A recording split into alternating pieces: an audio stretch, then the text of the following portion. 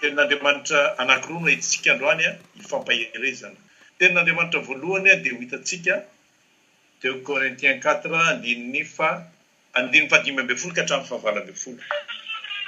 2 Corinthiens 4 verset 15 à 18. Hovakitsika amin'ny anaran'i Jesosy Kristy Tompo. Fa ny zavatra rehetra dia natao noho ny aminareo mba hitombony ny fisaorana ho voninahitran'Andriamanitra noho ny fitomboan'ny fahasoavana amin'ny maro.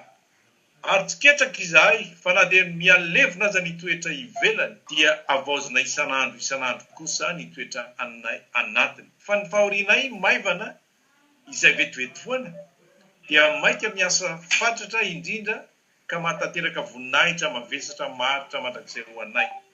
Raha mijery ny tsy hita izahay fa ny hita dia ho vetivetoana fa ny tsy hita no aharitra mandrakizay. Dia ny tenin'Andriamanitra ho raisitsika faharoa dia hainao retsenjery ny Romanina 12:12. Romanina 12:12. Mifalia amin'ny fanantenana miareta amin'ny fahoriana, mifalia amin'ny fanantenana miareta amin'ny fahoriana, mareta amin'ny fivavahana. Amen. Ireo tenin'Andriamanitra ireo dia anisany fampianarana natao amin'ny Paoly. Fampianarana natao amin'ny Paoly ny mpianatra izay miady mafy, izay eo ampiandrasana mafy hoe inona ny zavatra hitranga fa tohatra ny tsisy varany ihany ity mivavaka, fanarahana ny tompo tohatra ny ahitan-dozanga, nefa ny tenin'Andriamanitra dia manazava tsara mihitsy hoe raha mijery ny zavatra hita ivela amin'ny maso dia zavatra ratsy, zavatra fahoriana. Fanamarina ny tenin'Andriamanitra izany satria mazava mihitsy hoe ora farany ozy andro farany zao, ora farany. 2 Timothée 3 verset 1 dia miteny hoe amin'ny andro aoriana dia misy andro mahory, amin'ny andro farany dia misy andro mahory. Ao anatin'ny fahoriana isika, nefa ao anatin'izany dia maninona no mbola milazana hoe mifalia. Mbola namerina ihany koa ary tena hoe tsika zanak'Andriamanitra zany na inona ny zavatra mitranga fa maninona no mandositra ny atao hoe fifaliana. Mifalia. Filipiana 4:4 dia mbola niteny mihitsy i Paoly hoe mifalia mandrakariva amin'ny tompo, aroy aho hoe mifalia. Fa maninona moa isika no atao hoe mila mifaly. Baika zany fa tsy zavatra ianarana. Mila mifaly zasy ianao. Fa inona kosa mahatonga antsika hoe tsy tonga amin'ilay atao hoe fifaliana amin'ny fiainantsika. Mametraka mihitsy Paoly hoe raha ny zavatra hita ozy izy vetivety ihany. Fa ny fanantenana mahatonga ny atao hoe fifaliana satria le raha oharina ozy izy zavatra ankehitriny izao dia tsy oharina mihitsy amin'ny voninahitra izay iseho amin'ny farany. Voninahitra izay fanantenanao ianao rehefa ohatra ka hoe ao anatina aretina dia misy dokotera milaza aminao hoe afaka 5 andro ianao, ohatra ianao hospitalisé sanatrian' izany, ao anatin'ny 5 andro ianao hivoaka ny hopitaly dia mahazo mihinana ny zavatra hohaninao rehetra. Le fanantenanao dia izay zavatra hoe hivoaka dia mahazo mihinana ny zavatra rehetra. Izay zavatra izay ozy aho hoe ianao zany raha ohatra ka olona marary dia miditra hopitaly dia izao voalazany any amin'ny hopitaly hoe tsy mahazo mihinana tsiro ianao, tsy mahazo mihinana masira mamy ianao, tsy mahazo mihinana zavatra matavy ianao, tsy mahazo mihinana zavatra mavesatra fa ron-dasopy fotsany matsatso. Kanefa rehefa avy eo tenen'ny dokotera indray ianao après 2 andro hoe après 10 andro ianao dia mivoaka an'ity hopitaly ity dia mihinana izay tianao hanina, mahazo izay tianao ale. Fa ao anatin'ilay fangejana mahazo anao dia fahoriana tokoa. Ohatra izay zany ilay fahoriana miainantsika. Aza gaga ianareo izy amin'izao fahoriana izao satria voatenin'ny soratra masina, voatenin'ny Paoly any amin'ny Romanina 5:9 izao rehetra izao izy dia miara-misento, miara-marary, miara-misento avokoa miandro ny fananganananaka. Izasy ianao dia ao anatin'ilay fahoriana dia nolazain'ny Paoly hoe mifalia ary mifalia mandrakariva. Fa maninona zasy ianao natao hoe mifalia. afaka mifaly ve tsika raha zanak'Andriamanitra ao anatin'ny fahoriana eny tompoko afaka mifaly zasy ianao satria maninona anao atao hoe afaka mifaly tsika mahazava ho azy fa io Andriamanitra raitsika io tsy mba tiantsika hoe sorena tsy mba tiantsika hoe ao anatin'ny fahoriana fa zavatra tiany de hoe makanesa tiamiko amin'ny fiobiana sy ny fifaliana zay voalazany any amin'ny salamo toko 1:1 hoe makanesa tiamiko amin'ny fiobiana sy ny fifaliana zany hoe tian'Andriamanitra foana zany zasy ianao hoe mifaly eo anatrehany satria rehefa amin'ny fotoana ianao mifaly dia izao ny zavatra mitranga eno tsara Joela toko 2:1 2:20 dia milaza hoe aza matahotra ry tany fambolena ry tany fambolena dia zasy ianao le andatsahana an'le vo dia le tenin'Andriamanitra fa anao zavatra lehibe Jehova amin'ny fotoana ianao zany a mifaly dia matoko fa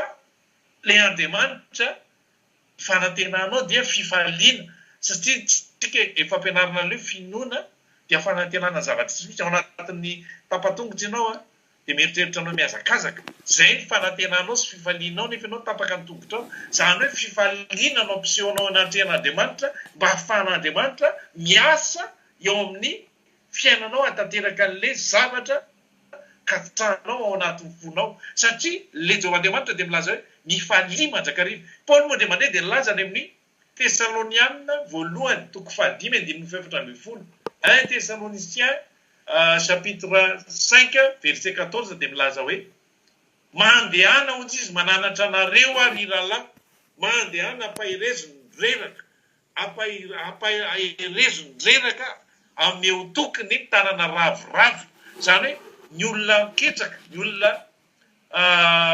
azo pahoriana ny olona azo ny faketrahana sy ny fakiviana mila andehananao kanefa raha ohatra ahoana moa ny ampahirezako anao raha ohatra zahako milaza mampahiry raha ketraka tsisy fifaliana koa naniko tonga aminao a zahako ohatran'ny domelina be ohatrany tena ohatrany hoe maletaka be dozy anao divy ny ampahiry ahy ianao any tsy vo vitanao tenanao ka ahoana ny ampahiry ahy ianao nefa tadio tsara ny zavatra nataony Joba toko 2:7 dia laza hoe raha mivavaka ho an'ny sakay zany izy nefa izy ao anatin'ny problema be dia ahoana ny soitiny nampodin'Andriamanitra avy roeny raha nananjanaka 7 izy dia lasa 4:10 lasa 4:10 be zao zanany raha nananatra 5 izy lasa 10 be ianao fe ahoana zany hoe raha narary ianao a dia ampodin'Andriamanitra avy roeny ny fahasalamanao mitovy an'ilay zazakely mbola voateraka ianao tiako tenenina dia zao hoe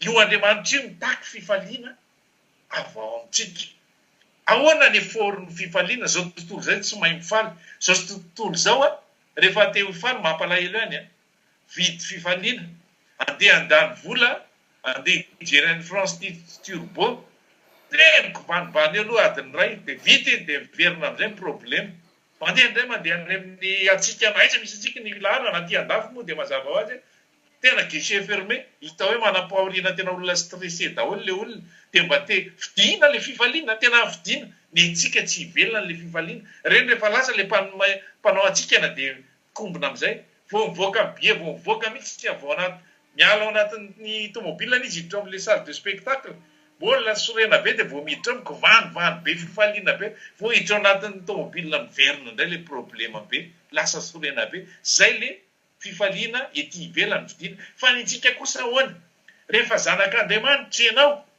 dia voalohany indrindra tafiditra amin'ny fanjakan'Andriamanitra araka voalazany Efesianina 2:2 Efesianina 2:2 2:20 hoe tsy vahiny tsy mpivahiny intsontsika fa tompotany piray lova amin'ny olomasina amin'ny fanjakan'Andriamanitra zany hoe rehefa tafiditra ao anatin'ny zanak'Andriamanitra satria olom-baovao tsika zanak'Andriamanitra rehefa nomen'Andriamanitra ny atao fanahany le Efesianina 2:7 hoe santatra lovantsika le fanahan'Andriamanitra io fanahy io no miteraka ny atao fifaliana ao anatinao ary mamoaka an'izy ity ivelany araka ny tenin'ny Galatiana araka ny tenin'ny Paoly Galatiana 5:22 hoe ny vokatry ny fanahy moa izy dia ahoana fitiavana dia inona koa fifaliana io le fifaliana tsy takatry ny zao tontolo zao tsy vita an'izao tontolo zao fifaliana hafa mihitsy any ka tenenin'izao tontolo zao hoe tsika ny fifaliana ny tsika matetika lanonana nameko ohatra ianao teo hoe jery amin'ny Francis Turbo mijery an'ry izy ampanao atsika na rehetra fantatrao mijery an'ireny natao hoe fifaliana dia rehefa tsy manam-bola ijerevana an'ireny dia anaty fahoriana foana fa ny tsika tsy zay le izy fa le fifaliantsika dia le voalaza ny tenin'Andriamanitra Jesosy mihitsy no nyteny an'ity Lioka toko fa 7:20 hoe Lioka 17:21 dia milaza hoe ny fanjakan'Andriamanitra ozy tsy aiza fa ao anatinareo dia ahoana koa Romanina toko fa 4:17 dia milaza an'izao hoe tsy amin'ny fihinanana na amin'ny fisotroana tsy amin'ny fihinanana na amin'ny fisotroana ozy ny fanjakan'Andriamanitra fa amin'ny fifalian'ny fanahy masina avy amin'ny fanahy masina le fifaliana avoaka antsika ity ivelany sy le mampahatonga antsika faly ary io no mahatonga Satana sorena io no mahatonga Satana miezaka foana ny ampotika anao ahoana moa zany ina moa le lazain'i Jesosy le mandeha lozan'izao tontolo zao zay mahatonga ny fanafitohinana lozan'izao tontolo zao tsy avy aminao le izy fa lozan'izao tontolo zao fa maninona natao hoe lozan'izao tontolo zao le zao tontolo zao égale prince du ténèbre zany hoe iny le lazain'i Paoly hoe Andriamanitra tsy tompon'ny fikotranana fa tompon'ny fiadanana araka ny voalazan'ny 1 Corinthiens 14:33 tsy Andriamanitra no mahatonga an'le fikotranana fa avy amin'le devoly ary rehefa ohatra tsy manova amin'ny fomba fisainany le kristianina efa nandray any tompo dia voasarika mihitsy satria maninona ny voasarika Satana angefetsy ny olona matetika no amin'ny eglizia ny herin'ny Satana tsy manandratra azy fa tsy azo atao ohatrany hoe maivana izy satria manana ny heriny izy matoa samy fanandrina an'le Andriamanitra raintsika dia nanana heriny izy ary miady izy tsika olombelona moa inona fa le fanahy ao anatintsika le miteraka fifaliana no ajambainy amin'ny karazana fahoriana ity ivelany dia voasaritra tsika mahafinaritra mihitsy le tenin'Andriamanitra anankiray izay hoe ataovy zavatra rehetra tsy amin'ny fimonomonomana matetika tsika rehefa manao zavatra na any am-piasana na any an-tokantrano any dia sady manao an'le izy no monomonina ahoana moa zany akatezerana tsika nefa tsarovy tsara fa rehefa tsy madio ny fotsika dia tsy mahita ny voninahitran'Andriamanitra eo amin'ny fiainantsika tsika kristianina tokony ampiseho an'le fifaliana ozy satria tsika voahiraka tena voadidy mihitsy tsika hoe mifalia le teneniko anareo teo hoe Filipianina 4:5 mifalia aroy aho hoe mifalia aroy aho mifalia mandrakariva toroteny 7:7 dia milaza an'izao tenin'Andriamanitra hoe amin'ny andro mahafaly mifalia ary amin'ny andro mahory mieritrereta nataon'Andriamanitra mifanandrify reo izy mba tsy halalan'ny olona ny zavatra ao arinina amin'ny andro mahafaly mifalia amin'ny andro mahory dia mieritrereta amin'ny fotoana rehefa tojony problema ianao dia tokony eritreritra ianao hoe ngamo le problema ity no ijanonako ny ampitsonao tsy problema fa ny ampitsonao a voninahitra ny problema fandalovanao fa itsika dia nampianarina mihitsy hoe miaraha ory amin'izay ory moa dia miaraha mifaly amin'izay mifaly zany hoe rehefa mandeha any amin'ny olona ketraka be ve zany tsika dia miara-ketraka mitomany le olona fa tena ketraka fiaina dia tsika koa ve zany dika zao hoe miaraha ory amin'izay ory dia mampalely be dia mila itomany tsika tsy zay ny antony andehanantsika fa mampiseho an'le fifaliana zay ananantsika le fifaliana ao anatintsika le fifaliana zay mahatonga antsika aprisiana hoe mandehana ampahirezo ny ketraka omeo toky ny miravoravo tanana fa izasy ianao dia natao mihitsy hoe mila mifaly isan'andronandro amin'ny tompo na inenina zavatra rehetra dia zavatra nytenenin'Andriamanitra tenenin'ny soratra masina amintsika dia ny Tesalonianina voalohany 5:5 hoe misaoran'Andriamanitra ozy amin'ny zavatra rehetra fa izay sitrapony ho anareo ao amin'ny Kristy Jesosy na inona ny dikan'izay misaotra olona misaotra ange olona faly tsy hoe nisy zavatra manjoanao dia misaotra ianao nefa ketraka be ny olona misaotra zany faly be saotra zany tena hoe olona faly matoa zany mbola aofombadika eo foana le fifaliana mila mifaly amin'ny zavatra rehetra mifalia mandrakariva ninona zava-mitranga eo amin'ny fiainanao fakasitrahana an'Andriamanitra ny dikany hoe mifalia satria anao zavatra ny tompo anao zavatra lehibe ao anatrehanao ny tompo ninona zavatra rehetra sy andalovanao dia mifalia amin'ny tompo rehefa malalo amin'ny tompo ny Kolosianina toko 7 andininy 7 Kolosianina toko 7 andininy 7 dia milaza an'izao hoe Kolosianina toko 7 andininy 7 dia milaza hoe na inona ataonareo ataovy amin'ny fo ataovy tonoan'ny tompo zany hoe mba tsy isy le fimonomana zany dia ohatra manao zavatra ho an'Andriamanitra ianao satria tsarovo izy fa ho amin'izany valipiti anareo any an-danitra zany amin'ny zavatra ataonareo zany hoe manomboka androany zany tsika kristianina tsika zanak'Andriamanitra dia mila mahatakatra sy mahafantatra hoe za le andro kely ianako eto an-tany asoko ny zavatra rehetra zay mety anafotoana fa maninona moa fakapanady ao lenkeny hoe fanafitoinana loza zao tontolo zao zay mahatonga fanafitoinana raha ohatra ianao tafiditra amin'le jeu tafiditra amin'le fakapanady dikan'izay Jesosy dia nilaza mihitsy hoe esoro ny masonao tsy hijery zavatra mahatonga fakapanao anao mahatonga fanafitoinana anao zany hoe avelio ny masonao dikan'izay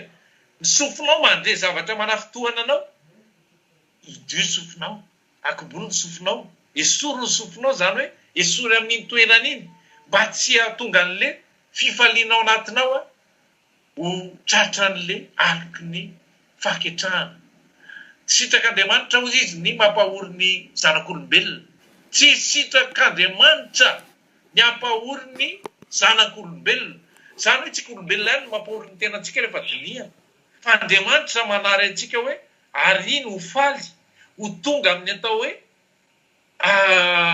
zavatra iza moa ny olombelona zany hoe rehefa antanina raha ao anatin'ny olona maromaro antanina hoe inona ny tianao hifaly sa hijaly tsisy hiteny ngamba hoe hijaly tsy fantatra mety ray amin'ny zato ngamba mety miteny ny mijaly ny tiako fa samba mikatsaka an'izany atao hoe fifaliana sy fiadanana kanefa tsika namen'Andriamanitra secret avy amin'le fiadanana ny olona miadana ne no afaka mifaly fa ny olona mitebiteby tsy mba afaka mifaly zay le secret nametsaka Jesosy napetraka Jesosy tamin'le mpianana amin'le Jaona toko 4:20 andininy 7 hoe fiadanako no avelako anareo zay tsy hainy zao tontolo zao alaina zany hoe na inona zava-mitranga amin'izao tontolo zao tsy afaka manimba ny fiadananao am-ponao satria le fanamasina ne io na inona zava-miseho manodidina anao tsy afaka mipolue an'le fifaliana ao anatinao mihitsy fa mahatonga an'le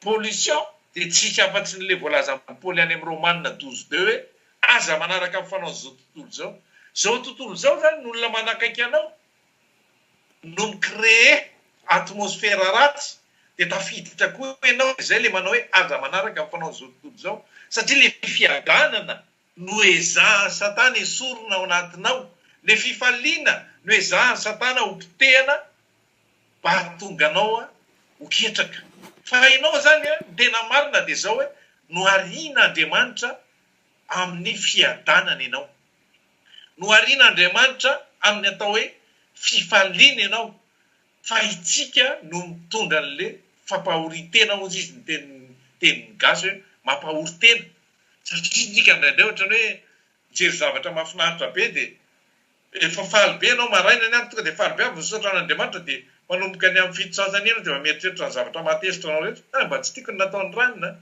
angonina atao ny zavatra rehetrarehetra mahatezitra mba hahatonga an'le fiadanana ao anatinao hiala zay zavatra zay tsy avy amin'Andriamanitra satria Andriamanitra dia efa niteny mihitsy Isaia 43:18 hoe aza matsiaro ny lasa aza matsiaro ny lasa fa indro ranokatra zava-baovao fa matetika ny kristianina tanisa ny an-tsainy manao sinema za zao dia mahatsapa mihitsy na mitondra tomobile eny ary lasa mieritreritra zavatra mamorona scénario anatin'ny saiko dia lasa oro be a. Tena hitako hoe tsisy niteny akory, tena olona hafa nampahory ahy teo fa za ihany. Mandeha tsara tsy manintsy manino falifaly dia potaka izay dia ohatran'ny reko ohatran'ny misy zavatra mahasorena azy dia manangonangona an'izy ao anaty koa dia ohatran'ny sorena be ohatran'ny hoe mandeha mihitsy ahy antsan'iny olona iny. Zay le maizina. Ay le satana manapotika mpifaliana ao anatiny. Tsisy afa-tsy tsika ny responsable, tsy araka ny ame responsabilité ao an'Andriamanitra tsika. Tsy araka anilakilaka amin'ny devoly koa tsika efa tsika ihany. Devoly ane mandindy miaraka amin'ilay karazana afisy kely be dia be. Ianao no ranoranony, ianao nga tsy tadidinao ilay nataony rano zao dia ianao mahita le izy amin'ny maso spirituel ny tineniko. Mahita an'ilay zavatra be dia be ampadalova satana. Vavaka ho ianao vao maraina. Hoe akiko androko ty mba ho tsara, mba apetraka aminao ho lavrary, voaka amin'izay anao mitsikitsiky tsara mihitsy. Eny an-dalana eny ianao, na ianao rery ary, dia lasa mitamberimberina maninona no mitamberina ao anatinao daholo ny zavatra tsy tianao rehetra.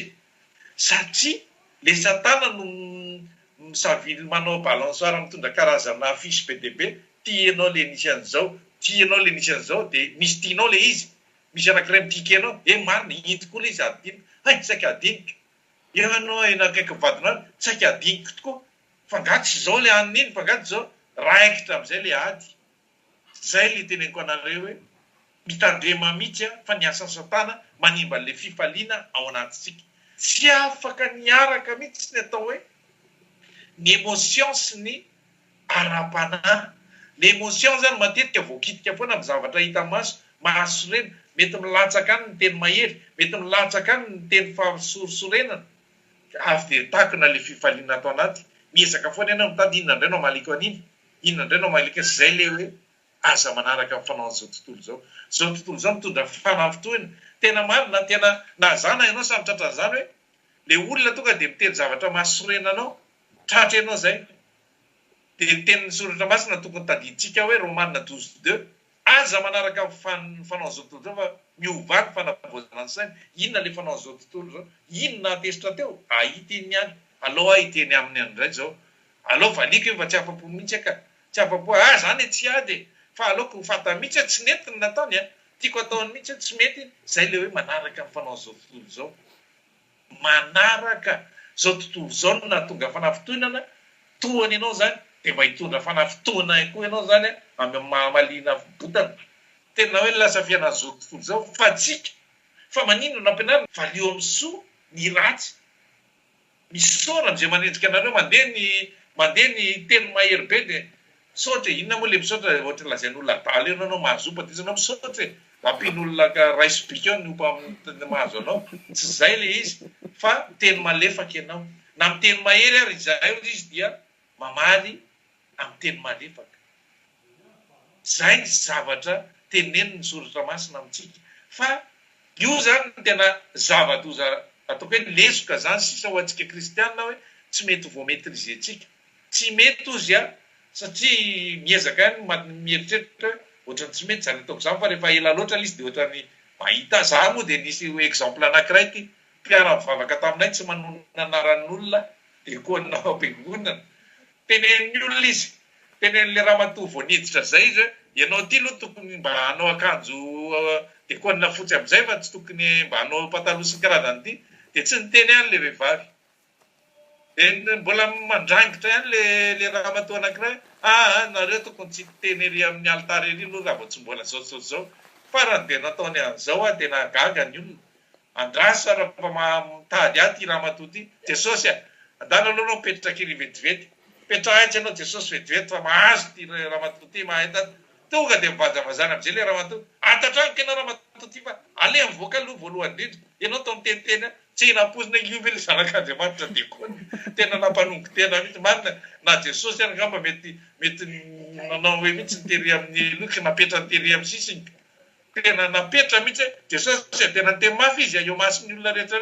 Tady aty ramatoa ty fa Jesosy avianao aloha mipetraka eto vetivety ty napetra ny poketrany. Zay gaga hoe efa misy iny misy ty. Tabataba be tena tabataba. Zay zavatra zay le manaraka amin'ny fanaon'izao tontolo izao. Le devoly mitondra karazana atao hoe tsilo anankiray dia mahatonga anao rombotra. Ho atsika mpivady ohatra ao tokantrano ny devoly angetsy retsika ny mpivady miara-bava koa dia nadositra devoly reny mihitsy vao mainka halana.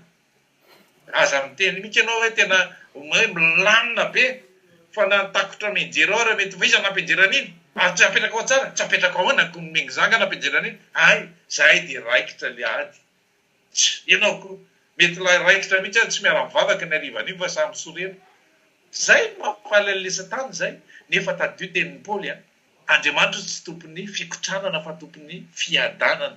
Korintiana voalohany chapitre 14 andininy 33. Rehefa malalo amin'ny tompo zavatra lehibe mihitsy hoe mila mifaly zasy anao, mila mifaly. Zay zavatra asan'io satana io be dia be tsy takatra ny saintsika mihitsy satria tsika ne tena marina dia zao hoe tsy mivoaka mpifaliana, tsy mivoaka mpandresy rehefa tsy mahita mahavoaray ny tenin'Andriamanitra. Donke tsika maky tenin'Andriamanitra anankiray samy mandray an'ity teny ity ma mahafinaritra be. Raha tianao ny ala eto amin'ity toerany ampifaliana iasan'ny herin'Andriamanitra dia no tsara ity tenin'Andriamanitra ity. Isaia 55 andininy 10 ka hatramin'ny 12. Amin'ny anaran'i Jesosy. Fa toy ny ranonorana sy ny oram-panala milatsaka avy any an-danitra ka tsy miverina any raha tsy efa nahavonto ny tany ka nampaniry sy napavokatra azy mba hahatonga vo ho an'ny mpamafy sy anina ho an'ny mpihinana. Dia ho tahaka izany koa ny teniko izay aloky ny vavako, tsy hiverina amiko foana izy raha tsy efa mahatateraka izay sitrako ary ambinina amin'izay ampandehanako azy. Fa amin'ny fifaliana no ivoahanareo ary amin'ny fiadanana no hitondrana anareo.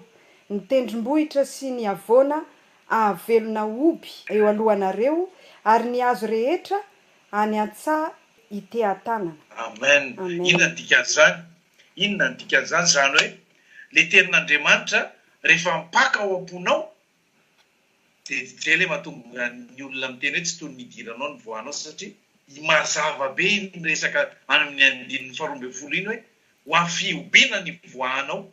Voaka veto ianao rehefa tena lalipaka latsaka ao anaty reo ny tenin'Andriamanitra dia ho amin'ny fiobina dia tena hoe imaginaire be zany zavatra hoe miala ao izy tehan-tanana.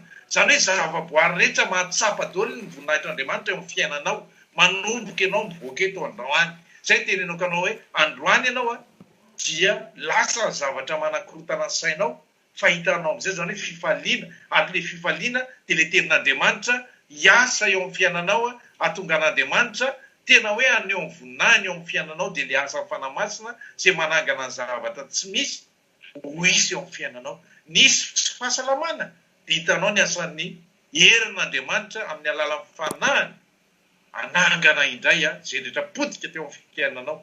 Raha misy zavatra tsy netika eo amin'ny fiainanao nanomboka tamin'ny zao ora zao zao tsika amin'ny 5 amin'ny 5 sasany raha nanomboka tamin'ny 5 sasany latsaka kely na amin'ny 9 sasany latsaka kely teo ny zavatra nanahirana anao dia minoa ianao fa hanao zava-dehibe tompo.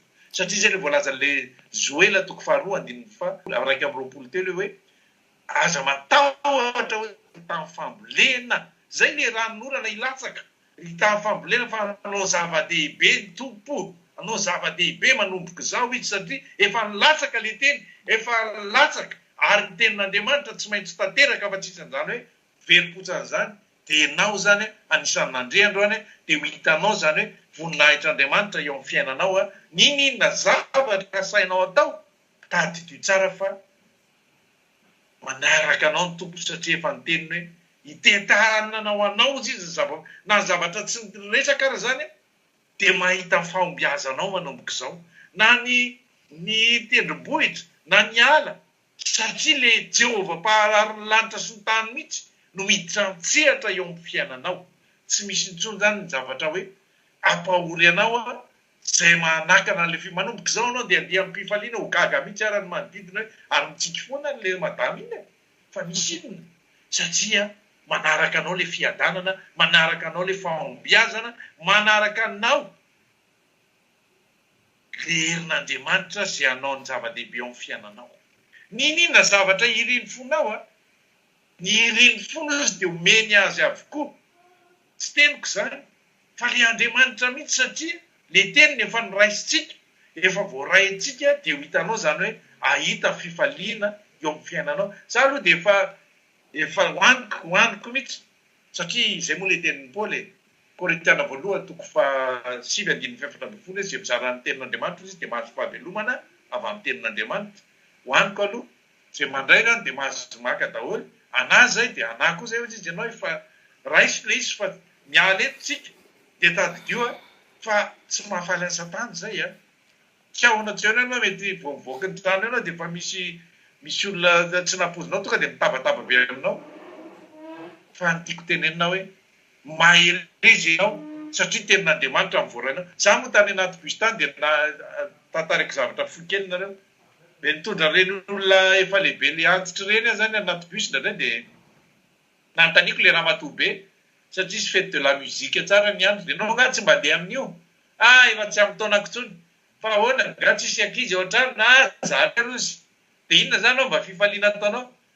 Mamakimaky boky. Tsy mamaky boky fa hoe mahandro sakafo dia miodikodina ao an-tokantrano ao. Ary ianao hoe mba misy fanantenana dia fanantenana inona ozy? Hoe hoaizy ianao efa après ny fahafatesana. Za aloha izy mino miheno mihitsy fa efa nanomana toerana mihitsy Vierge Marie. Zay aloha tenenina voalohany.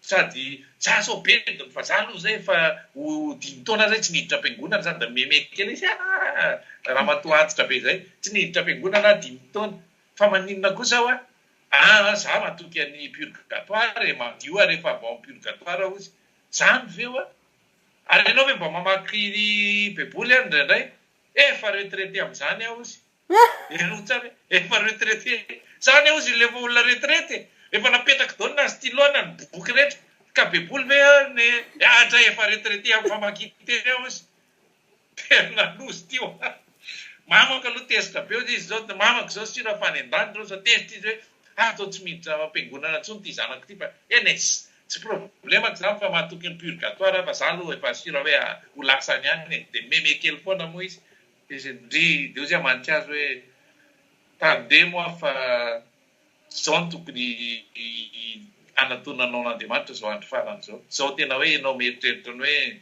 firy taona moa ianao za izy 75 ans. Zao tena tokony anatonanao satria mbola nameny fotoana ahafahanao miresaka aminy ianao zao. Non, za efa vita izy retraité amin'ny famakina teny famakina dia efa vita. Tena ejana be zany efa retraité amin'ny famakina teny dia retraité amin'ny famakina baiboly koa. Ejana be. Dia izay zavatra zany tiako tenenina amintsika hoe aiza moa no ahitan'ny olona fifaliana satria lasa sorosorena amin'ny fiainana ianao, lasa zavatra kely tsisy dikany dia matesitra anao, lasa ohatrany indrindra moa ho antsika aty amin'ny tanàna mandroso aty rehefa mahita ianao eny amin'ny lalana eny dia ohatrany olona testesitra zany foana ny hitanao. Misy sasany bonjour dia on verra ozy. Zany natao chef crefera-bana hoe bonjour monsieur tozy on verra maninona ho hita eo na ho tsara na ho ratsy dia navarina mihitsy hoe vao maraina dia efa stressé efa sady mivinavonany ka tena tsika tsy tokony ho azon'izany zavatra fa tsika zany le mifaly foana isan'andro san'andro dia hamarana ny tenin'Andriamanitra tsika satria efa lasalasa fotoana fa dia hanondrika ny lohantsika isika rehetrarehetra hivavaka itsika. Saotranao Andriamanitra rainay tsara indrindra satria mbola menao fotoana izay fotoana tamin'ity tolakandro ity nafahana indray namantatra ny sitraponao hoe izay tokoa manko dia zanakao tokony faly mandrakariva eo anatrehanao tsy avelanao mihitsy izay andehandeha anaraka n'izao tontolo izao izay miankina amin'ny zavatra circonstance ny fiainanay fa ianao dia milaza foana isan'andro hoe misoranao amin'ny zavatra rehetra fa sitraponao ny zava-mitranga amin'ny fiainanay ka tokony faly mandrakariva izay satria momba nay ny ampitsonay dia fenao no mitantana an'izany ary ianao no miahy amin'izany ka dia isaotra anao Andriamanitra amin'ny anaranao Jesosy. Amen.